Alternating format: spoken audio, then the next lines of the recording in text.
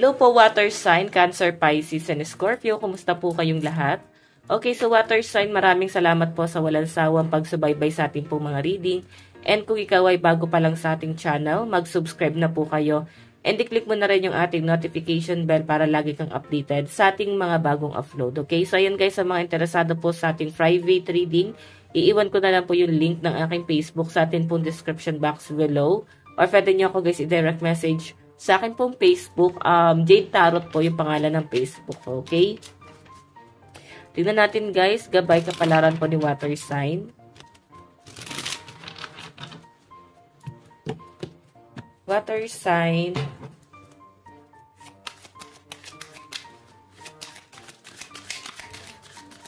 Gabay kapalaran spirit guide, okay. Meron tayong death. Parang nagbabagong buhay ang mga mga water sign. Earth sign baka deal nyo, guys. Ayan, Capricorn, Taurus, Virgo, no? Okay, so water sign, may nakakita ko dito na parang nagbabagong buhay or pwedeng meron kayong binabago. Siguro mas pinipili ng mga water sign ngayon yung peace of mind nila. Okay, mas pinipili nyo na parang i-dispatch na yung mga negative, yung parang matagal nyo na guys, nakinikim-kim, no? Ngayon kasi guys, may pagbabago na nangyayari dito. And nakikita ko rin na parang nagbabagong buhay kayo. Okay, mas pinipili ng mga water sign ngayon na may baguhin. Siguro sa personality mo, syempre, ganun naman talaga guys. Kung gusto mo may mabago talaga sa pamumuhay mo, dapat may una kang baguhin sa sarili mo. Yun lang yan guys, okay? Tignan pa natin water sign. Death and rebirth, ending, new cycle. Ace of Pentacles in reverse. Kung makikita nyo guys, palabas. Okay? Maganda yung daloy ng pera nyo talaga. Siguro noon, tapos ngayon, biglang may nagbabago water sign. Okay? Pero malakas ang loob ng mga water sign dito. So, sinasabi rito guys, pwedeng may delay lang. Pwedeng hindi lang maganda yung nagiging pasok ng pera mo dahil sa, siguro sa business. Pwede kasi guys na dahil bumagyo, nagkaroon ng mga delay, ganun yung nasasagap ko dyan guys, okay? Sige, tignan pa natin guys. Parang nagkaroon ng aberya sa business mo eh. Pero okay naman daw guys, sa mga susunod na mga araw, ayan, ma-overcome mo na to ulit guys. Ibig sabihin, magiging maayos na. Yung iba sa inyo guys, may nakikita akong usapin patungkol sa pera. Okay. Tignan po natin. Oops, wait lang guys.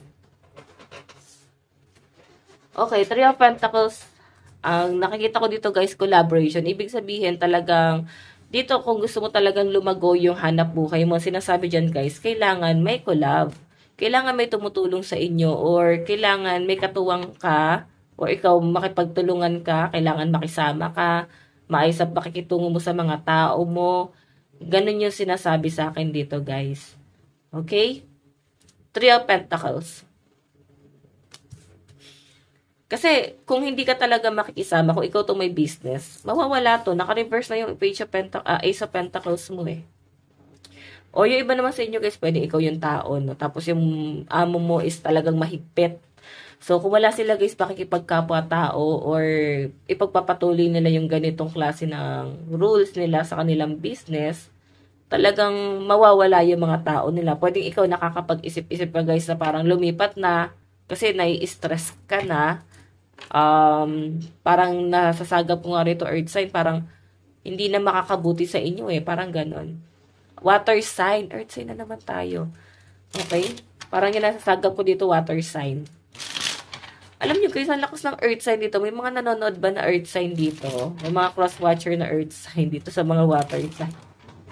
Ayan na, water sign. May mga stalker daw kayo ng mga earth sign. Kasi yun, earth sign din to. Oh. Capricorn, Taurus, Virgo. Pentacles yun, oh. May nag-i-stalk sa inyo. May nag-iisip sa mga water sign. Sobrang lakas ng energy. Pwedeng ano to guys eh, kung sa business, meron kayong kakompetensya. So, kaya siguro naka-reverse to. Kasi, meron na kayong kakompetensya. May makakalaban na kayo. So, ano ba yung kailangan yung gawin? Magmaksak presyo. Ganun talaga sa business, guys. Kung ano yung pinakamura, yun yung mas kinakagat nila. Okay? Ayan. Tignan pa natin.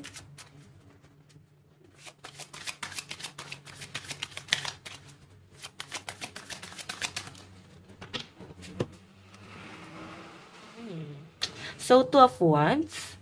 May nakikita ko yung iba sa inyo, parang lumilipad yung isip mo. Meron kang inaantay dito. Actually, nagre-reminisce yung ibang water sign dito. Iniisip mo dito yung mga naging pagsubok ng buhay mo eh. Yung mga pinagdaanan mo, kung saan ka nagsimula, ano yung buhay mo dati, na parang hindi mo na kayang balikan talaga or hindi mo na nakikita yung sarili mo na maging ganun ulit yung buhay mo.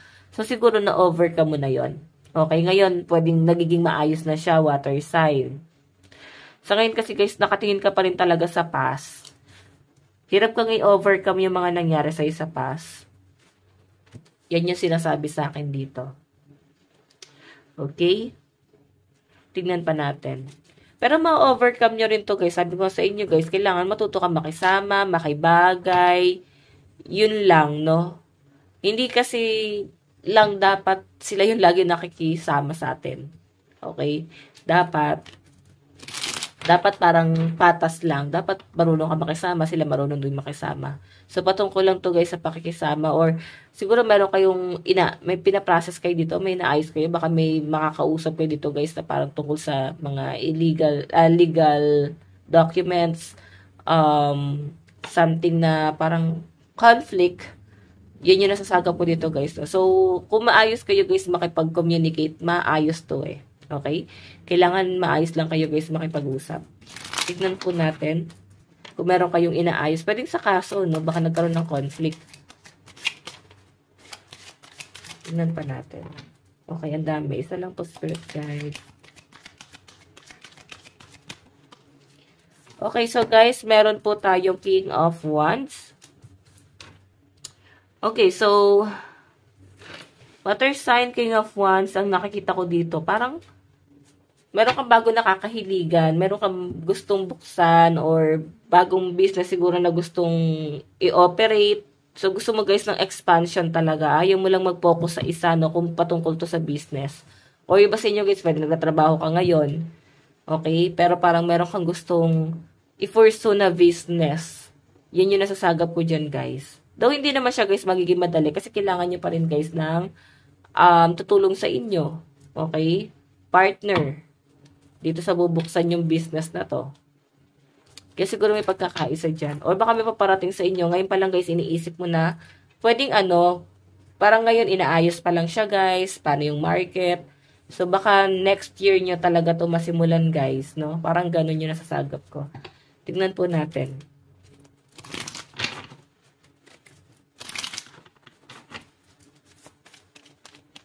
Advice. Meron po tayong ayan, your hard work is paying off. Diba?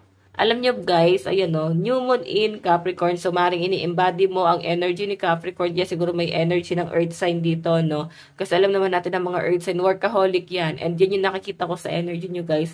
Magiging workaholic ka at mag-focus ka talaga sa pera mo talaga.